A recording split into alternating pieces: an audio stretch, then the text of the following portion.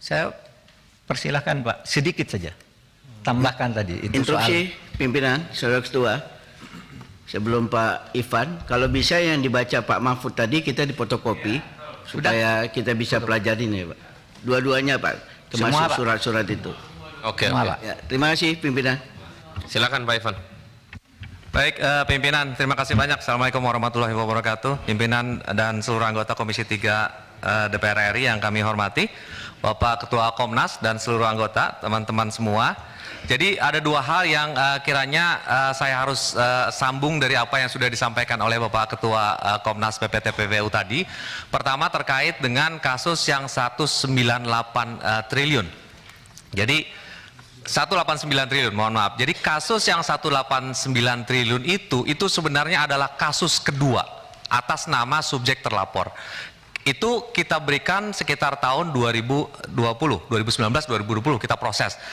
Atas nama subjek terlapor yang sama, sebelumnya sudah kami periksa di tahun 2017. Sebelumnya sudah kami periksa di tahun 2017. Dan kami sudah mengundang Kementerian Keuangan, dihadiri oleh Dirjen Bea Cukai, termasuk juga Irjen, untuk menyerahkan, menyampaikan, mempresentasikan berkas pemeriksaan pertama atas nama subjek terlapor yang sama. Jadi sebelum ketemu 189 di pemeriksaan kedua, kami menemukan subjek terlapor melakukan transaksi di periode 2014-2016 sejumlah 180 triliun lebih. Terima dana masuknya saja. Kalau dengan menggunakan pola TPPU yang menggunakan parameter kami, subjek terlapor melakukan transaksi lebih dari 350 triliun. Kami sampaikan ke Kementerian Keuangan, ini terkait dengan yang Ketua Komnas tadi sampaikan, kasusnya. Ini terkait dengan kepabeanan. Kenapa kepabeanan? Karena ini terkait dengan dengan ada fasilitas impor dan segala macam. Dan penyidik TPPU-nya itu adalah penyidik Kementerian Keuangan. Dalam hal ini adalah Bea Cukai. Kasus 2017 yang kami bangun terkait dengan subjek terlapor pertama itu nilainya 180 triliun. Abaikan yang 180 triliun lainnya. Kalau kita kalkulasi menjadi 360 triliun. Karena kita kemudian sudah menyerahkan, kita mengamati di dalam database kita laporan terkait dengan subjek yang sudah kita berikan hasil analisisnya kepada pihak Bea Cukai masih terus dilaporkan oleh perbankan, sehingga kami lakukan lagi pemeriksaan ulang.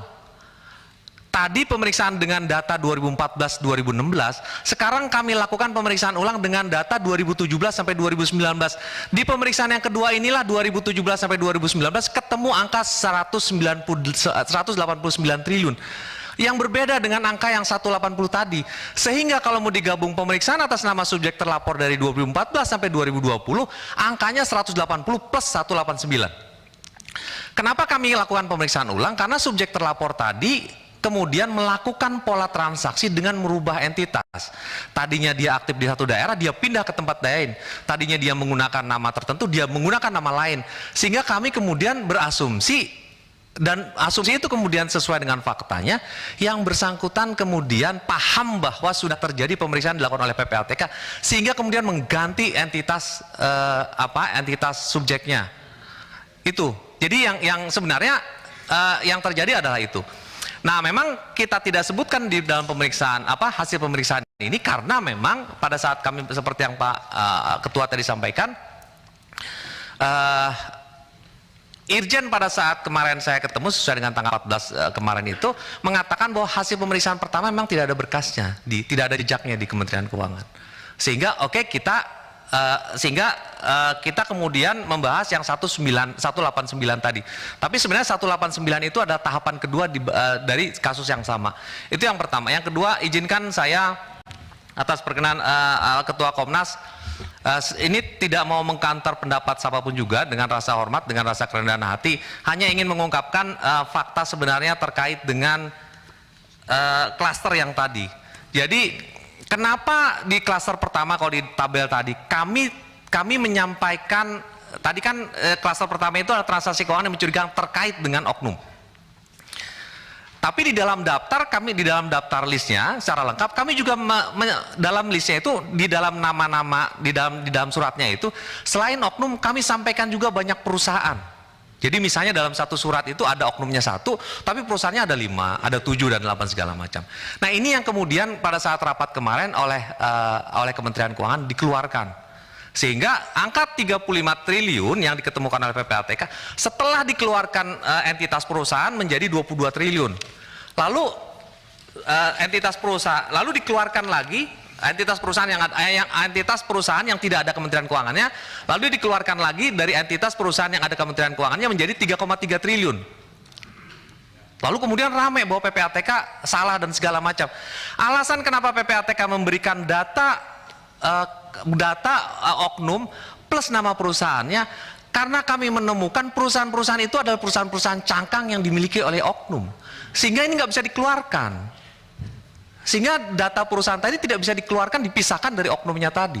Misalnya dia menggunakan nama perusahaan dengan menggunakan nama pemiliknya adalah di aktenya itu adalah istrinya, adalah anaknya, bahkan adalah supirnya, tukang kebunnya dan segala macam. Kalau data ini dikeluarkan, jadilah 3,3 triliun. Tapi kami tidak lakukan itu karena modus pelaku tindak pidana pencucian uang itu adalah selalu, ini kan kita bicara tindak pidana pencucian uang kan bicara proxy crime. Orang yang melakukan tindak pidana selalu menggunakan tangan orang lain, bukan diri dia sendiri, akun orang lain dan segala macam. Sehingga kalau kami keluarkan data itu, nah kami justru membohongi penyidiknya. Kami masukkan nama-nama perusahaan, berikut nama oknum dia, disitulah ketemu yang namanya 35 triliun. Kalau dikeluarkan memang 22 triliun, kalau dikeluarkan lagi memang cuma 3,3 triliun. Tapi kenapa kami tidak bisa lepaskan ini? Karena kami mensinyalir berdasarkan data kita itu adalah perusahaan-perusahaan cangkang yang dimiliki oleh oknum tadi. Nah makanya itulah perlu pembuktian. Makanya itulah perlu pembuktian dari dari penyidiknya sendiri. Mungkin itu Prof, cukup dari kami. Terima kasih pimpinan. Anggota. Dikit saja, ini teknis saja. Tadi atas seizin Pak Ketua Pak Mahfud, materi yang tadi disampaikan sekretariat bisa mengkopinya supaya kita bisa mengikuti penjelasan ini. Itu saja. Terima kasih. Ntar diminta untuk kopi. Sudah dibagi belum? Oke, itu aja ya Pak Inca ya. Terima kasih Pak Mahfud, Pak Ivan.